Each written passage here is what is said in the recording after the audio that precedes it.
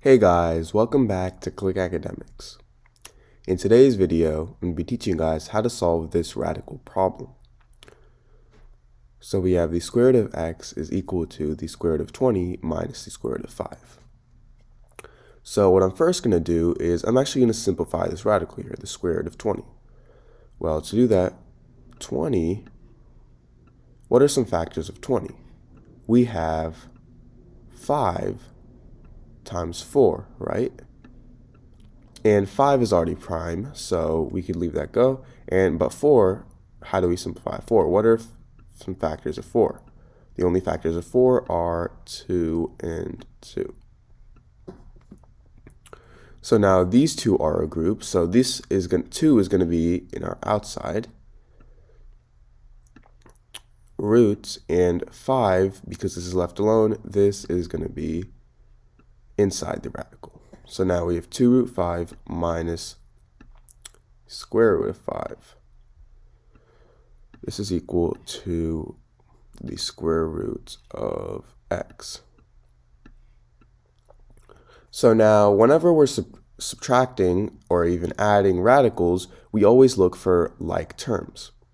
And like terms for radicals are when the number in the radical is the same. So as you can see, both of these terms have a square root of 5. So these two are like terms, and when we're doing like terms, we subtract the outside terms. So this square root of 5, this is actually 1 root 5. The outside number for this would be 1. So we're actually going to subtract 2 and 1 and leave the radical alone. We're not going to change the radical. So 2 minus 1, well, that's just 1. So now we have 1 and we keep the radical. So 1 root 5 equal to the square root of x. And 1 root 5 is the same thing as just square root of 5.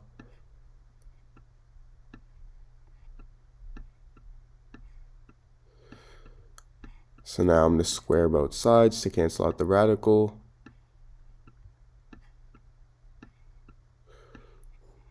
Now the power is opposite of the root, so these two cancel out, and on our left hand side we have x is equal to, again, the power is opposite of root, so these two cancel out, and 5. So this is our answer.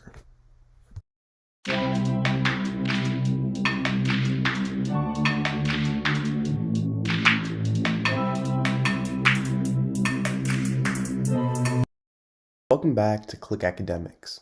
In today's video, I'm going to be teaching you guys how to solve this exponential problem without a calculator. So we have 5 to the power of 5 times 4 to the power of 7. So what I'm first going to do is I'm going to rewrite this as 5 to the power of 5 times 4 to the power of 5 plus 2. Now, an important property of logarithms is that if we have a to the power of m plus n, this is the same thing as a to the power of m times a to the power of n. So if we have 4 to the power of 5 plus 2, this is the same thing as 4 to the power of 5 times 4 to the power of 2. Because 5 in this case is m and 2 is n. And we're still multiplying this with 5 to the power of 5. Now, another property of logarithms is that if we have a to the power of n times b to the power of n, this is equal to a times b in parentheses to the power of n. So right here we have 5 to the power of 5 times 4 to the power of 5, and 5 in this case is n, and 5 and 4 are a and b respectively. So this can be converted to 5 times 4 to the power of 5 times 4 squared. Now 5 times 4 is 20. So now we have 20 to the power of 5 times 4 squared. Well, 4 is the same thing as 2 to the power of 2. So we have 2 to the power of 2 to the power of 2. So now we have 20 to the power of 5 times 2 to the power of 2 to the power of 2. Now, if we have something, now this is actually another exponential property, but if we have a to the power of m to the power of n, so if we have a to the power of m to the power of n, this is equal to a to the power of m times n.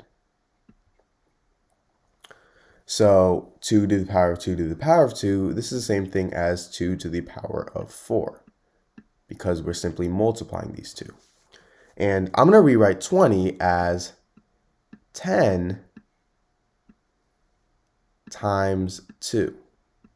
So we have 10 times 2 to the power of 5 times 2 to the power of 4. So now, remember, we're going to use this property, a to the power of n times b to the power of n equals a times b to the power of n, but we're simply reversing it. So we're going to convert this form back to this form. So a times b to the power of n, so 10 times 2 to the power of 5, this is the same thing as 10 to the power of 5 times 2 to the power of 5. And we're still multiplying this with 4. And now remember this property, when we're multiplying two exponents, we add our exponents. So 2 to the power of 5 times 2 to the power of 4, this is 2 to the power of 5 plus 2 to the power of 5 plus 4, which is 2 to the power of 9 times 10 to the power of 5. Now, 2 to the power of 9 is equal to 512.